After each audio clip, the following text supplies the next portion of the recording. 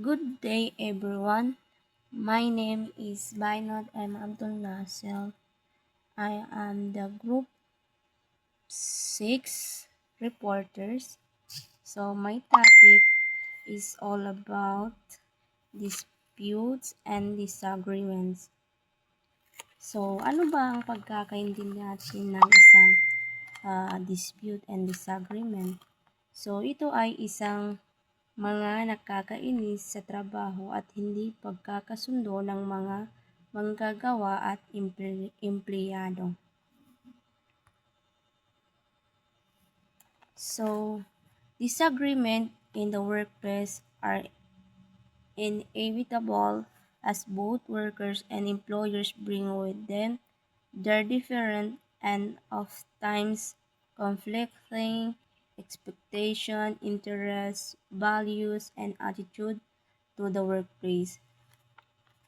So, ang isang disagreement daw ay tinatalakay nito ang mga relasyon sa pagitan ng mga employer at empleyado na nagtatapok ng mga salanggutang hindi pagkakasundo at potensyal na mapagkukunan ng atensyon sa lugar ng isang trabaho.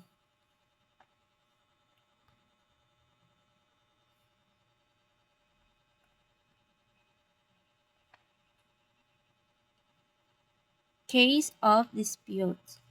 Problem among workers and employers may stem from the impairment of their harmonious relation as a result of dissatisfaction, irritations, complaints, grievance, or misunderstanding with regards to the nature of their relationship and the employment situation.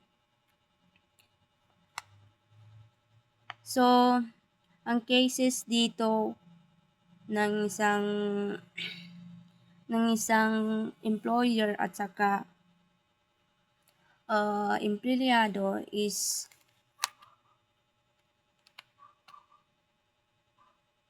ay madalas na atensyon dahil may iba't iba silang mga interes or iba't ibang paniniwala sa kanilang relationship. So, ang bawat isa sa ating is may mga iba't ibang paniniwala tulad ng ating Panginoon. So, may Muslim na siyempre ang paniniwala nila is may Allah, only one. Allah is only one. So, ang mga Kristiyano naman is iba rin yung paniniwala nila. Kaya madalas dito, hindi sila magkakasundo ayon sa kultura nila, 'di ba? Magkakaiba ang kanilang mga paniniwala. So, ito ang magiging conflict or magiging cases. So, nakikita natin dito sa isang picture, 'di ba? May mga territorial dispute, difference political opinion. So, pagkakaiba ng mga opinion ng bawat isa. So, diyan din nagsisimula ang isang hindi pagkakasundo ng employer at saka empleyado. So, meron dito religious differences. So, ito yung sinasabi ko kanina na magkakaiba ang mga relihiyon or paniniwala ng bawat isa. So, meron din dito cultural differences, resources, inequality. So, ang mga yan is, ito ang magiging conflict of cases ng isang disagreement ng isang empleyado at employer. So, magiging mahirap ang sitwasyon dito kung hindi sila magkakasundo. So, meron tayo disagreement among workers. So, dito naman is worker and employers not only have conflicting values and interests. Human as they are, workers sometimes succumb to conflict and dispute among themselves. One major reason for this is conflict of personal principles and values.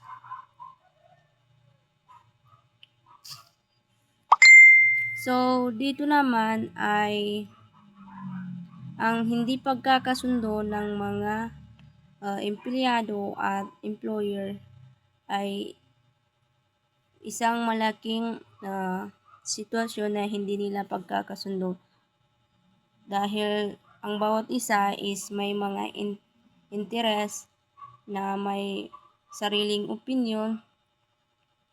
So, meron tayong ditong major reason kung bakit ang bawat isa is nahihirapan sila sa pagkakasundo.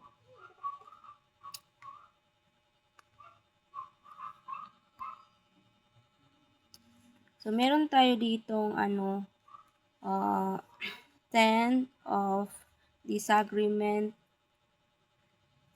Meron tayong ditong 10 of disagreement. So, number 1 is loud and irritation mobile phone rings. So, ito na yung, di ba, during sa work natin is kailangan natin i-mute ang ating cellphone para hindi makakadisturbo sa ating trabaho. Number 2 is outdated or inadequate functioning equipment. Number 3, job joking, riding on the work of others. Number 4, body odor and bad breath. Ito yung sinasabi ko dito naman sa number 3 is ito yung, kumbaga, if nagjo-joke ka sa inyong mga katrabaho or sa inyong employer is dapat hindi yung sumusobra or hindi yung kumukulang, yung katamtaman lang. Kasi sa pagjo-joke is may limitation yan siya. So, pag hindi nagustuhan ng kausap mo, yung gino-joke mo is magiging, magiging masama sa kanya.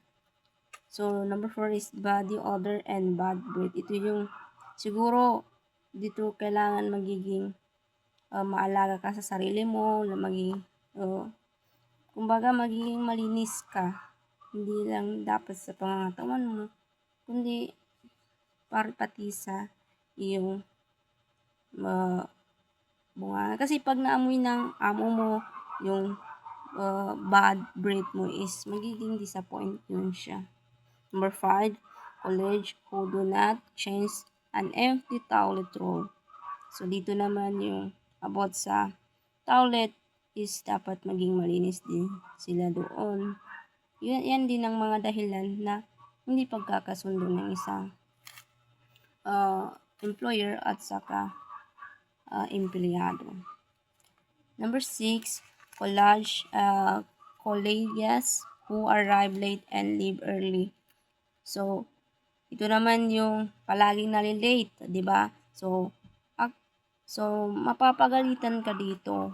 Kaya, dapat pag mag-set ka ng isang oras or mag-alarm clock ka kung anong oras ba yung mga schedule mo para hindi ka late sa trabaho. Number 7 is know it's all college who do not wrong. So, dito naman is dapat alam mo kung ano yung mga sinasabi mo na dapat hindi magiging mali sa pagrinig ng iyong amo. So, let's proceed to the number 8, college who do not reload paper tray or fix jam in the printer or copiers. Number 9, message taking down incorrectly. Dapat mag-message ka ng tama or dapat kailangan mo munang i-correct yung message mo bago mo isi-send sa iyong amo para hindi ka mapapagalitan. So, number 10, taking item from your desk without asking. So, dito naman is dapat kung magkuha ka ng isang item from your employer is dapat magtanong ka kasi kung hindi ka magtatanong dyan is mapapagalitan ka niya. So, let's proceed to the next. Possibility for cooperation. The middle ground is the possibility of one party pursuing its interests without necessarily hampering the other party from pursuing its own. Some believes that the wrongful presumption of conflict between the interests of employers and workers have resulted in their gradational relationship. There is no contradictional employers' desire for profit, workers' desire for decent wage, one party. The employer can proceed with making money without necessarily dying the other party, the worker, from enjoying a disadvantage. So, ang isang possibility for cooperation ay ito ay nakapokus lang sa potential para sa kooperasyon ng mga manggagawa at employer na may mutual na benepisyo. So, ang mga idea ng mga employer at manggagawa ay parehong maaaring umunlad ng hindi nakakapangpinsala sa interes ng isa't isa. So, ang isang free enterprise system bilang isang partnership ay batay sa matol na paggalang at pag-unawa ng bawat isa.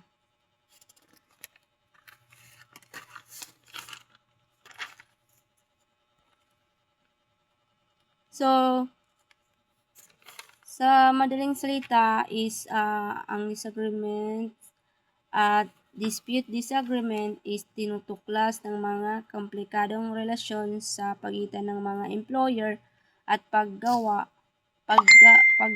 habang kinikilala ang potential para sa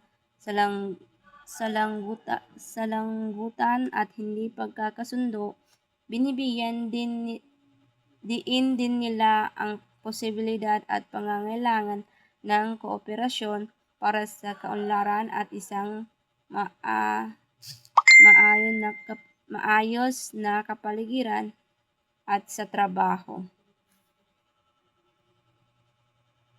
So, yun lang po at maraming salamat po. I hope this report or representing is you all like it. Thank you.